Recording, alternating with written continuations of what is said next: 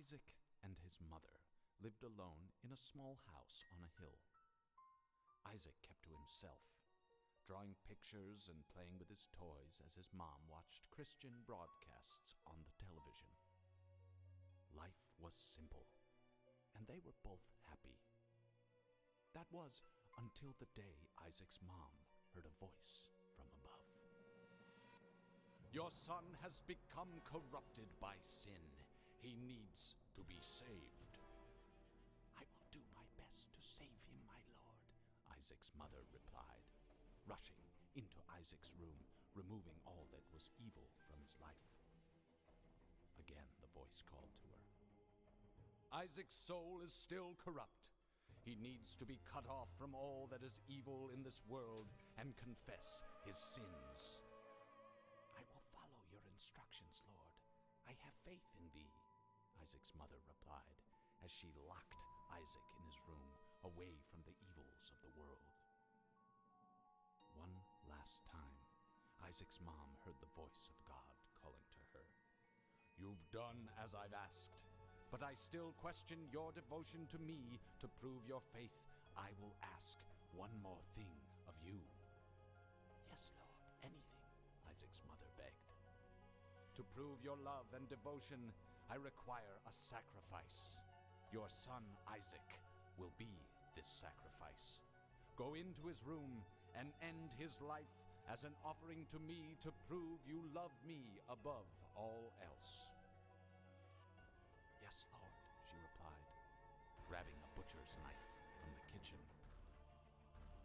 Isaac, watching through a crack in his door, trembled in fear.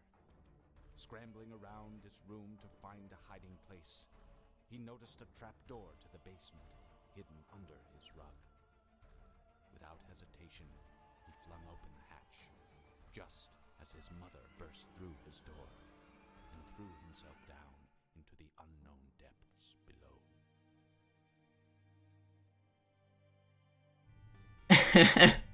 Did like Isaac's mom remove his pants? Did you see that like stick peen pop out of nowhere? And like he was like putting his hand on his mouth when he was looking at the door before he opened the hatch, the trap door. Like, bro, was he not hesitating?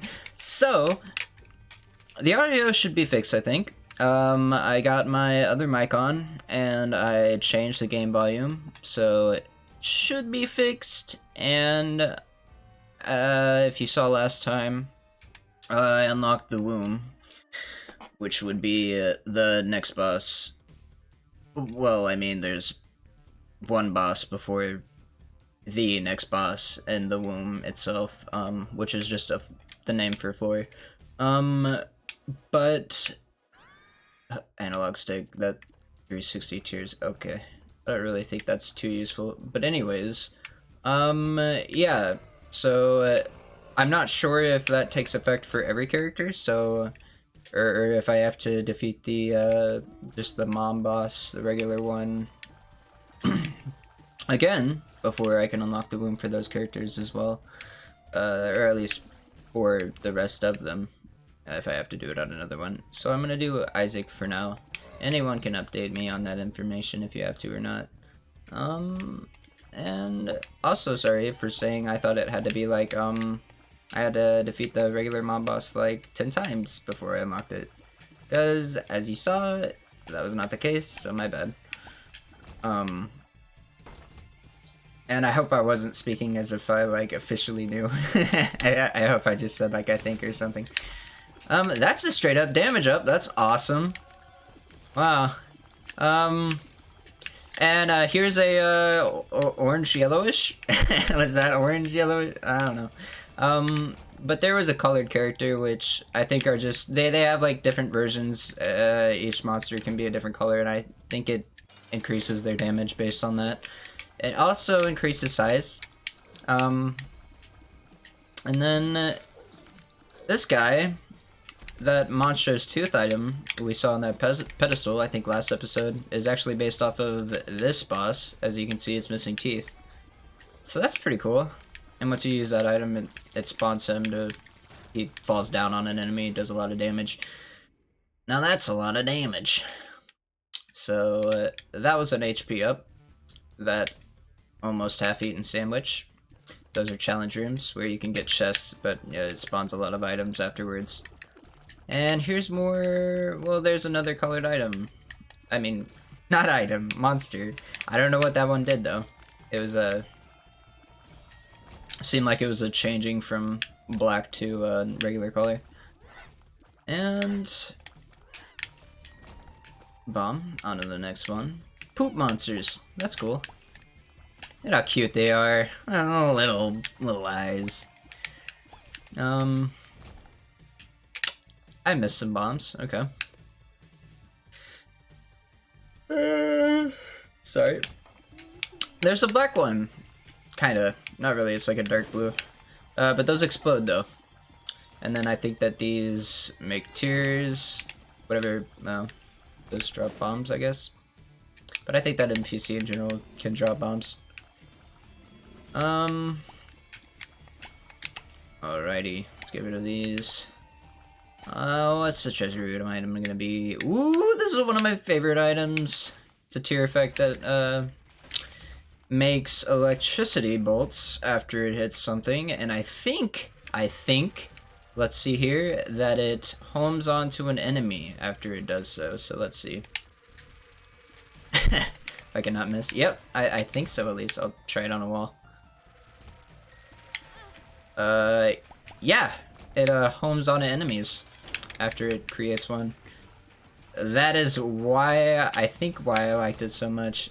That's an all stats up. Amazing. I can already tell this run is gonna be OP. Unlocked Eve already. Wow. Okay. That's pretty cool. I think what Eve starts out with. So here's the thing.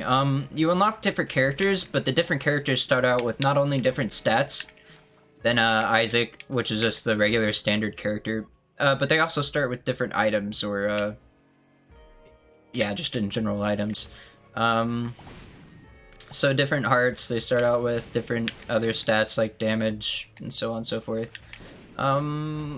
But also items like spacebar items. I think Eve starts out with a yeah, speed and range. I think Eve starts out with an item that it turns into a follower after she gets hit, and it's like a bird. I think it's a crow?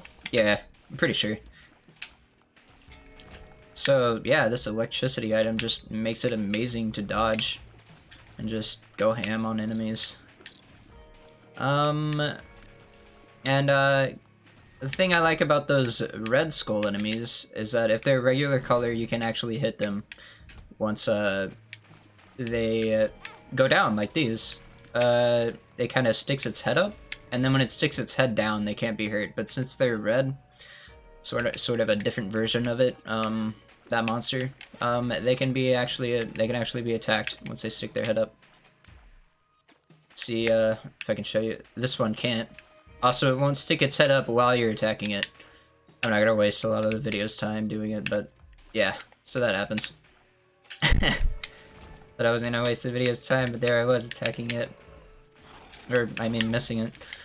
And, yeah, these things, I think these things can spawn on the first floor, but they don't actually turn into another phase or just spawn a skeletal NPC, non-player monster, I guess I would call them, after they die.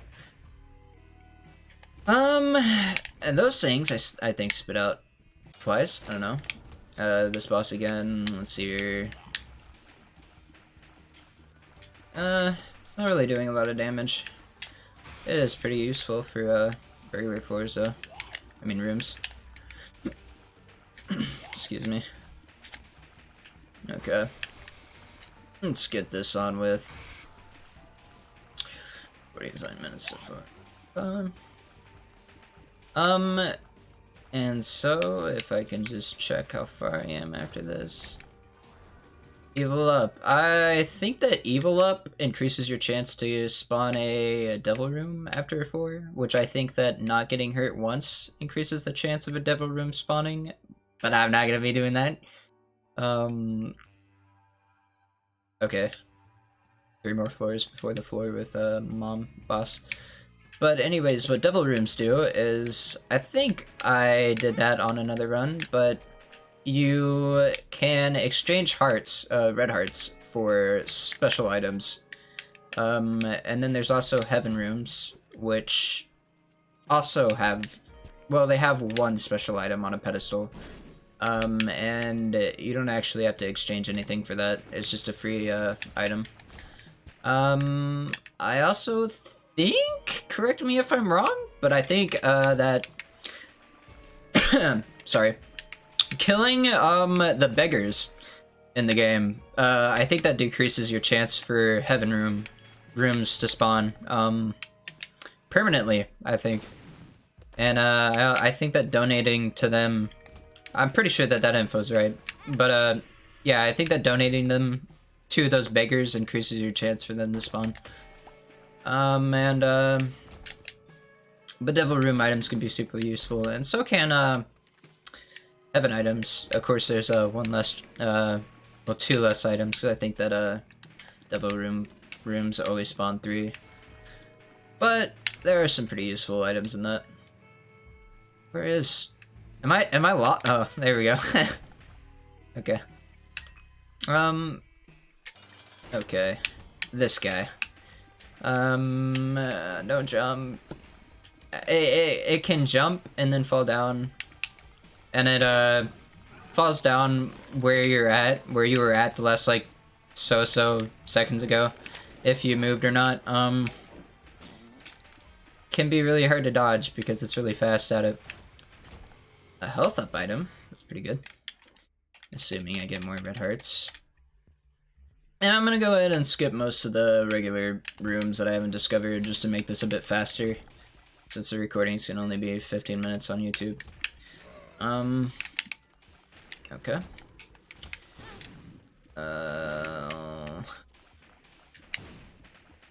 You generally don't want to be near those because they'll explode once you kill them. It can be hard to dodge if there's a lot. And then these are actually based on the greed boss in this game. I think if they hit you, yeah, it drops your coins once they hit you. Also, they look similar to the, they're not really to NPCs because they aren't living characters, but there's characters, and I think they spawn in the trinket rooms sometimes. They usually spawn in the rooms where you can purchase other items. And those are they're characters that are supposed to be dead, and some of them have like nooses on their neck, and they're supposed to be Isaac. Actually, I believe is what it is. They're supposed to be different Isaacs that actually died in another run. I believe is the lore behind that, and I think you also see it in an ending. So those things that have crowns on their head, I think they're supposed to be elite versions of the monsters they're based on. Yeah, see, it's taking a lot of tears to get them dealt with. There's also a crown item that you can get, but it's blue, and it makes your tears diamonds, blue diamonds, and is a flat damage increase, I think. I get that. Because it can randomly give, it gives a random chance for a tier damage increase, I think, where it spawns like a razor. I'm not sure if the tears, it also turned your tears red, so I'm not sure if that's also increased damage. Wow, that seems to be a lot more damage, so maybe. Yeah, that's a lot of damage. Yeah, this run is going pretty well. 14 minutes, so I am gonna end this here in just a second. For 2. Finish this. Come on, I can finish this, right? Nope. Alright. Yeah, I can, it's fine. Alright, I'm gonna end this one here. Maybe? Whoop, yeah.